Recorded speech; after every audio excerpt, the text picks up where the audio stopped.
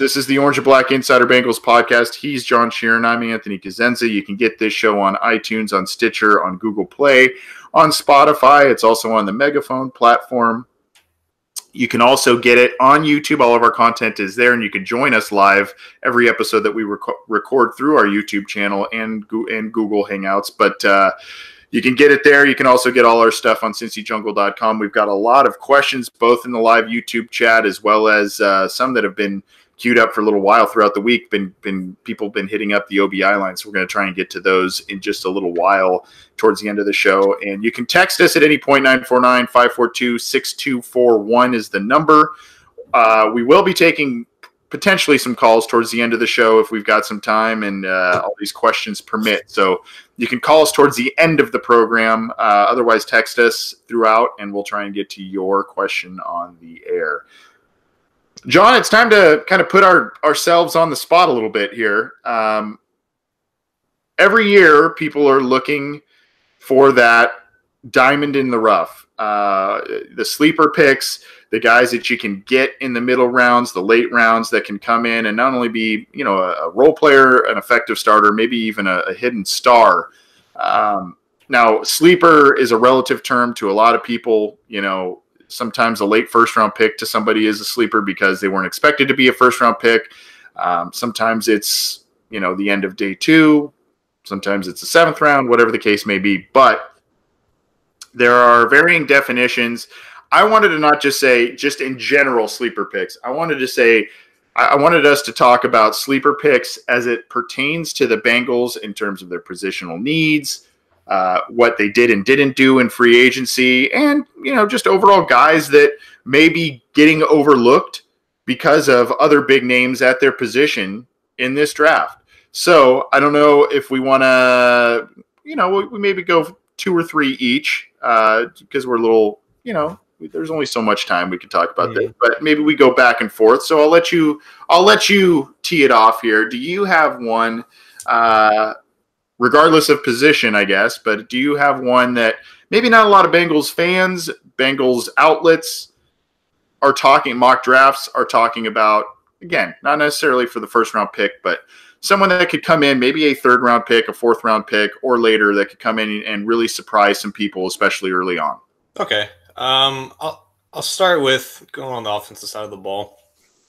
So there's been a lot of talk this year about tight ends and how deep this tight end class is, and how if you don't get one of the Iowa guys in the first round, there's plenty of other guys that you can get on day 2, maybe even day 3 that can provide similar production early on in their careers. And the scouting combine was kind of disappointing for a number of tight ends. I think Irv Smith was one of the more disappointing performances there. He didn't really show off a lot of athleticism, even though he's quite young and has the Alabama pedigree. But one guy who stood out in the combine and who also stood out in the Senior Bowl was a guy named Foster Moreau.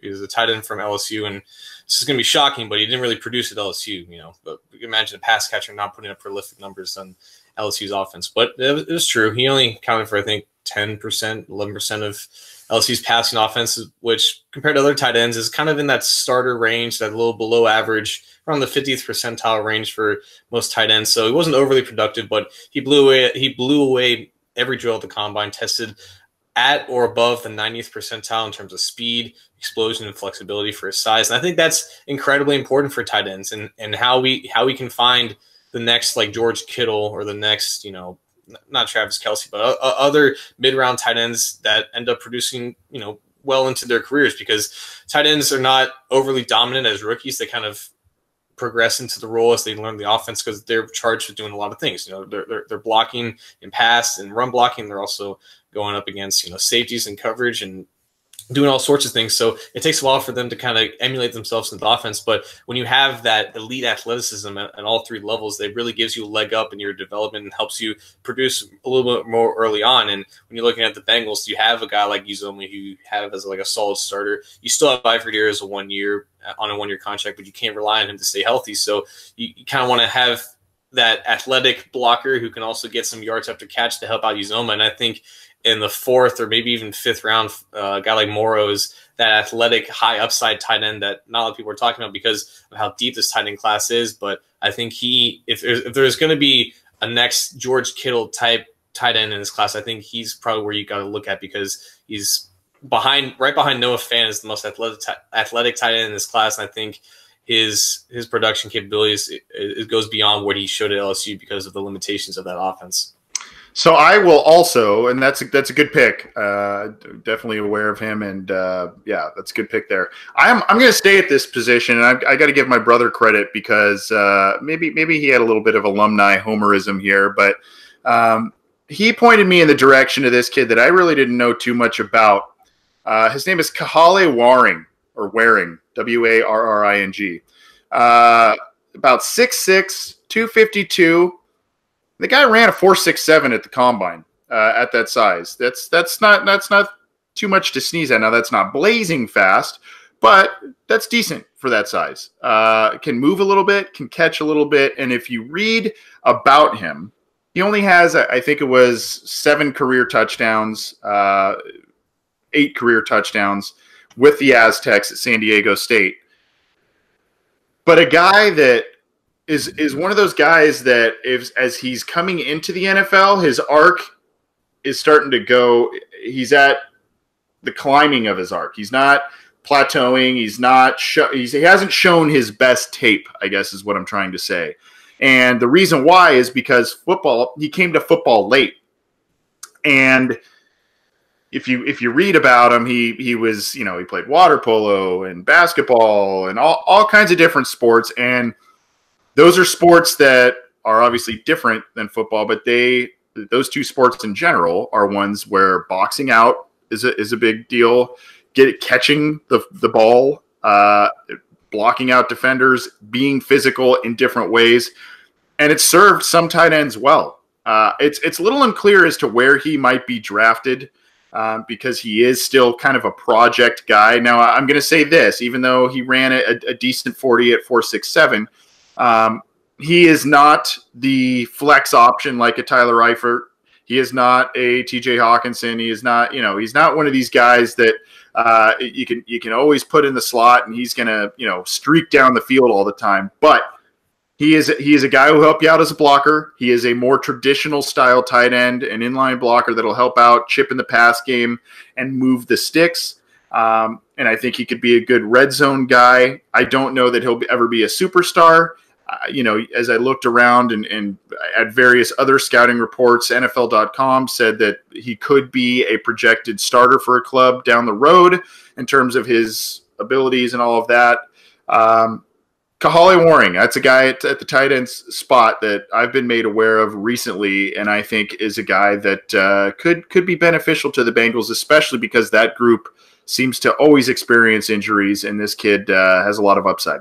Yeah, I remember hearing his name like right around, I think, the combine when Jace Sternberger from Texas A&M kind of disappointed a little bit. He was a name that kind of ascended himself, so that's definitely a name to watch during day 2. I'll switch over to the defensive side of the ball.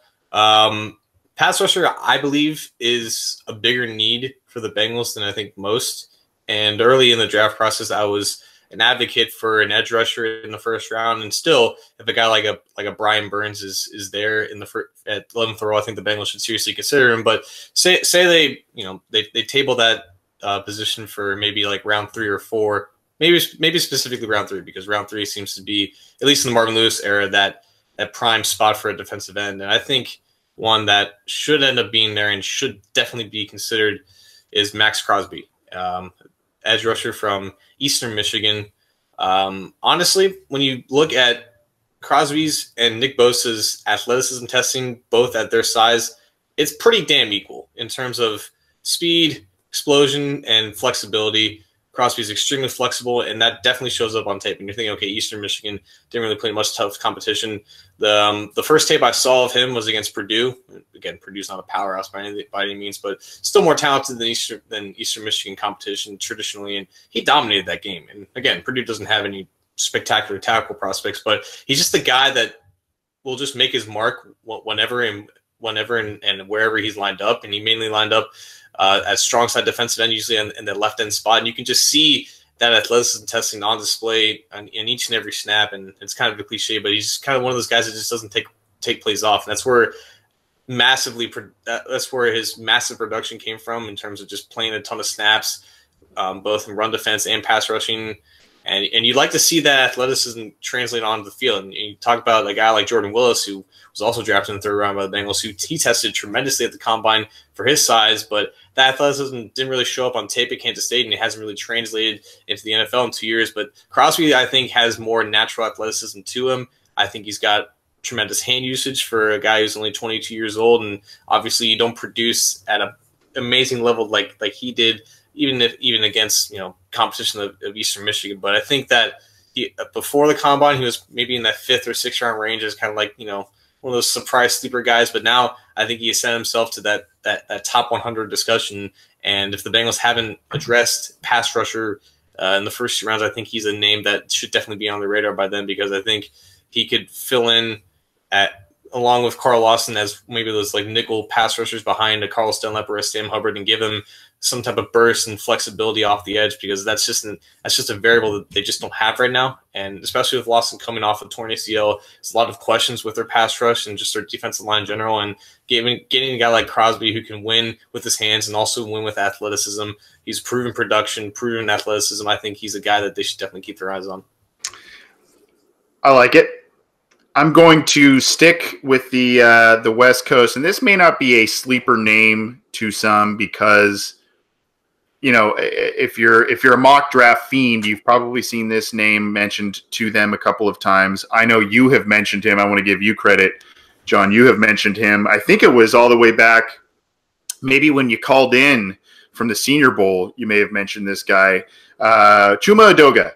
Yep. The offensive tackle from USC, and I apologize if I'm stealing him from you here, John, but when you started mentioning him, I had known him just from watching Pac-12 football and watching USC, and I had known him, and I wasn't overly enamored with him just in general because the USC offensive line over the past in 2018 and really starting in 2017 had really taken a step back in terms of what they've done, what they were able to do in the run game, and obviously Sam Darnold not being there, that was an effect just on the offense overall. But this is a kid who's probably going to be there in the 3rd round, maybe 4th round. You can get him if you're the Bengals, upper middle parts of those rounds potentially, and you may have an Anthony Collins plus type of player on your hands. A guy who has some versatility, some flexibility to play either tackle spot, some athleticism, and can be on a roster for a while. I don't know that he will ever be a star player, a starter. I don't know that that he will be a 10-year starter on a team, but like an Anthony Collins, maybe even a bit more, he can be a guy that can start well for you in a pinch. He can start and not just a game, but a handful of games if you need it. And he's got tools to develop. He has to add a little bulk, and I think the knock on him is that he's very able in the pass protection game, but he needs to do a little bit more in the run side of things, which is a polar opposite of some of the other guys, Bobby Hart, Alex Redmond, that the Bengals put out there on the right side of the line last year. But if they decide to forego a Cody Ford, a Jonah Williams, these guys at the pick 11, maybe even the top of the 2nd round, and they go maybe quarterback, linebacker early, this could be a guy that's in discussion in the 3rd round, 4th round. I hate to say it, if you want to give Bobby Hart a year to stick there at the right tackle spot, you can have this guy to develop. If Hart struggles, you can have this guy come off the bench and help you out right tackle. Like I said, he has a little flexibility for left tackle, right tackle versatility, I think. And it seems like one of those decent mid-round picks that could be on a team for a while and help out a team, especially from a depth perspective. So, again, not a household name, not necessarily an unfamiliar name, but one that just is not mentioned with the Juwan Taylors, the Jonah Williams, all those guys. So that's another guy for me. Okay, I'll finish it off. Since you went with your school, I'll finish it off with a guy from my school. Love it. I'll stick with the defensive line.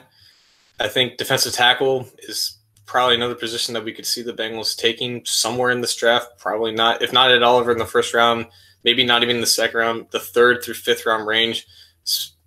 let's just throw out the 4th or 5th round, I guess, for this guy. Coming into the season for the Cincinnati Bearcats, their defense ended up really playing really well. Definitely the strength of their team. I think they finished top 20. And coming into the season, it was Marquise Copeland who was like the front headlining name on the defensive front, and it ended up being Cortez Broughton, who ended up producing at the level that I think a lot of people Copeland thought he was going to produce. And Broughton definitely brought the production relative to Cincinnati's overall defensive line and their overall production. Just a tremendous first step, tremendous range, which I think is a problem with the Bengals' current crop of defensive tackles. You have guys like Ryan Glasgow and Andrew Billings who also have a good initial jump off the snap, but kind of take themselves out of plays. And whether it be, short wingspan or short arms, their overall tackle radius just isn't kind of there. And I don't think that's really an issue with Broughton. He's able to put himself in a position to make plays at and behind the line of scrimmage and end up finishing plays and wrapping up running backs behind the line of gain. So the production's there. He wasn't invited to the combine, unfortunately, but he did test extremely well as pro day. I think he ran near a close 5-second flat 40 at about 293 pounds and 6'2". So you have the overall athleticism, and he also did some decent jumps. So he had the athleticism, he had the production.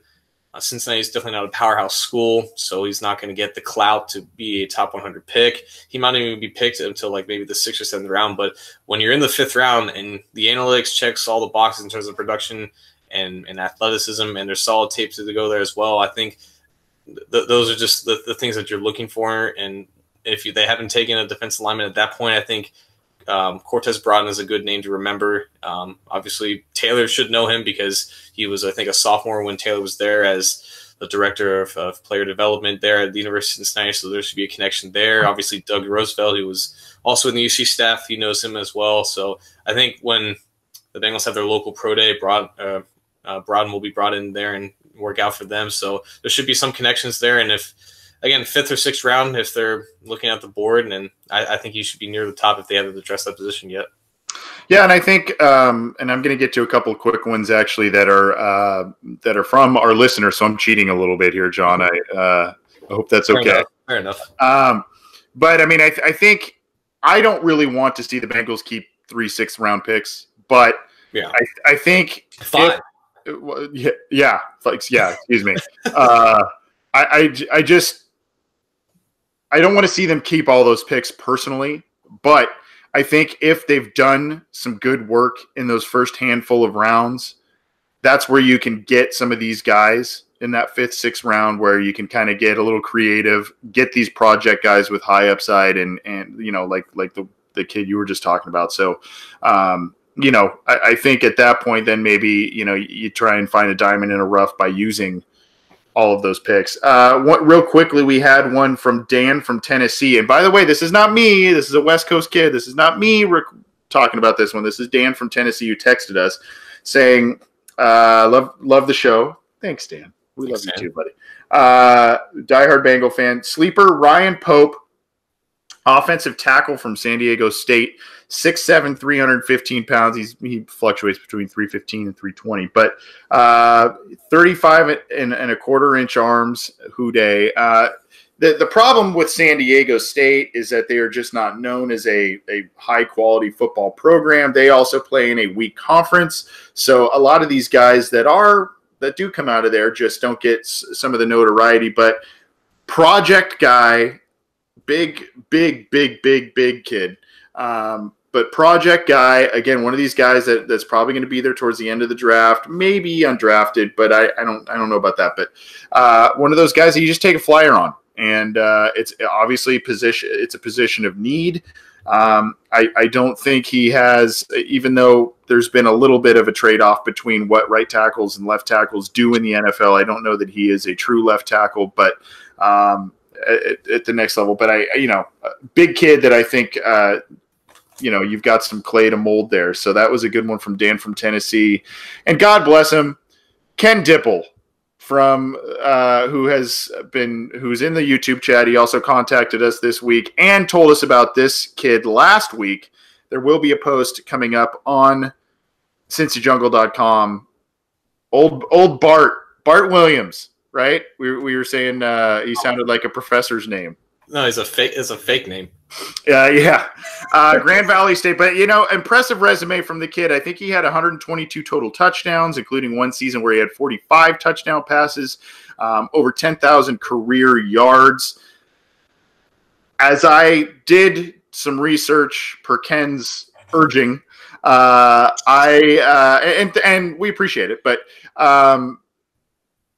it's a guy that was just not on my radar. But as I did some research on him, impressive statistics, obviously D2 kid. He's got some good size and all of that. Unfortunately, most reports have him at the undrafted stage going forward in the NFL. Probably a guy who's going to be a practice squad guy or a guy that looks to latch on a final roster spot, potentially on a team that keeps 3 quarterbacks instead of 2. But a guy that may bounce around a little bit towards the first year or 2 of his career, but could be a decent backup as he matures and all of that. Like I said, there's a lot of statistics. There's a lot of good things to like there on paper, but I don't know that that's a guy that's going to be a viable NFL option down the road. But impressive resume, at least from a statistical standpoint, even though he's a small school guy. And he may be a guy that the Bengals, even if they get another developmental guy, I mean, they're going to keep another one on the practice squad. So he may be a guy there as well. So I appreciate the heads up on both those guys. I was familiar with Pope a little bit, but and I became familiar with Bart Williams after Ken told us about him last week. But those are some of the sleepers that we have. Yours again, John. Just list them real quick. So I went Foster Moreau, Foster Moreau, the tight end from LSU, Max Crosby, the edge rusher from Eastern Michigan, Cortez Broughton, the defensive tackle from the University of Cincinnati. The University of Cincinnati. Yeah, and I had Kahale Warring, the tight end from San Diego State, Chuma Edoga, the offensive lineman from USC, and then we had 2 other suggestions from our listeners, Ryan Pope, offensive tackle from San Diego State, and Bartholomew Williams. Bartholomew Williams. Yeah, Bartholomew. That's a great name. This is the Orange and Black Insider Bengals podcast. You just heard us talking about some sleepers. There's plenty more. We may even bring it up again as we get closer to the draft. You never know. But those are some of our sleepers to watch in terms of Bengal needs and guys that we have researched a bit about coming into this week. You can get this show on iTunes, on Stitcher, on Spotify, on Google Play, on the Megaphone platform. You can get it on YouTube and CincyJungle.com.